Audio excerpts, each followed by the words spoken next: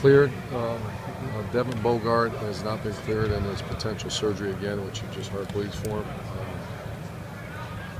Rashad Frazier's got an ankle sprain. It's, I guess, probable, questionable to be there. Is that it? Burrows. Karen Burrows is questionable as well. He had a little stinger, shoulder stinger. You think your 2 road trips have you prepared to go to a place like Beaver Stadium? Not like this one. This is one of those ones that's one of those top 10 in the country, top 5, really top 5 in the country places. So it's hard to get ready for this one. But we've had some good practices, and the one thing about our setup out there, we can get some noise pumped in pretty good. Yeah, we can hear that from here. What good does that do? What's the benefit of that, Urban? What's that? That noise. How does it pay off? Well, the only thing is it's the communication on offense.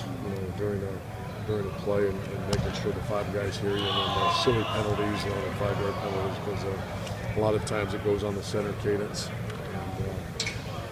And we've been decent about it, but you've seen sometimes it looks like a. Yeah. Are you into like hand signals and stuff though? I mean, in these kind of situations. It's all hand signals, but not with the offensive line.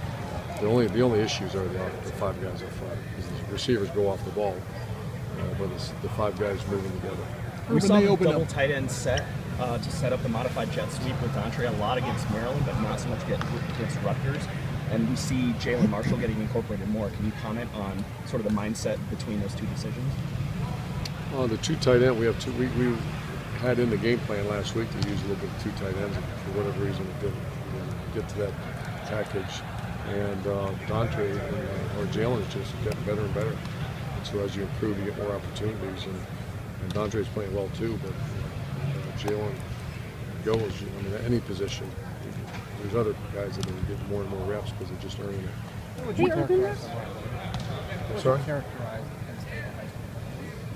Well, I think it's pretty good. I think it's, Larry and I heard that Penn State considers Ohio State their rival. Obviously, we have one. But this is, I think it's a little bit like when we played Wisconsin a couple years ago. Is that really right? It's rivalry because they're really good teams. And over the last probably 15 years, I don't know the record, but there's been some good games. So we consider them an elite program, and it's going to be a tough game. Can you tell on video the difference between Coach O'Brien and now Coach Franklin?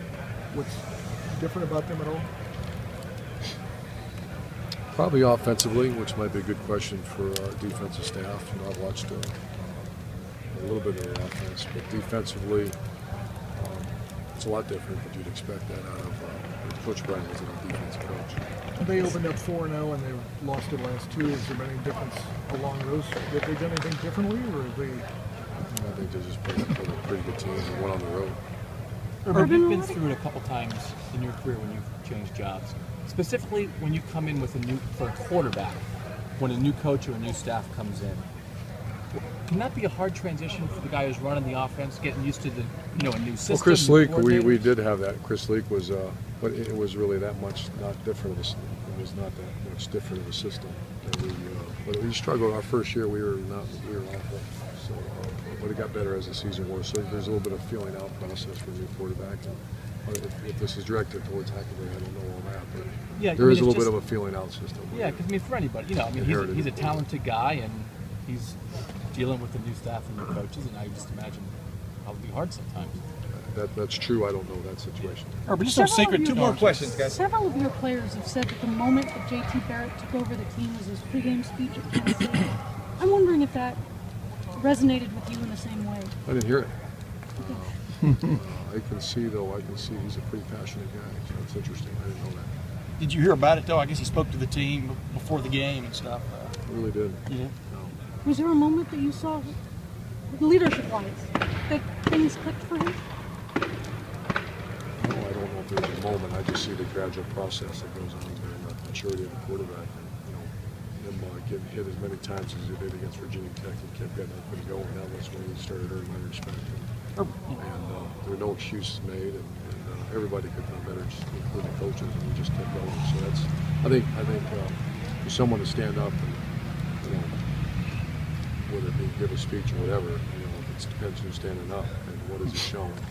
And I think everybody, including Buckeye Nation, saw a tough nut that got hit a bunch against Virginia Tech and kept swinging. That's how you earn respect. But it's no secret. It's no secret their offensive line, Penn State's offensive line, has had some problems this year. This year so far. Do you overly challenge your defensive line to take? I mean, how does that work? I mean, in a week like this. Yeah, I think it's. I always ask them, how's their offensive line, and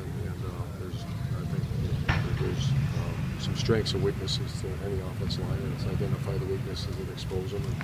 And yes, you do challenge them, and yes, offensive and defense lines are how you win games. And that's very clear on this whole program. Are you going to wear Thanks. black uniform Coach, at thank some you very point, much. Urban? Black uniform. Black uniform. People are talking about the black uniform picture that was on your desk. Oh, somewhere down the road, maybe. It's not this week. Would you be okay with that?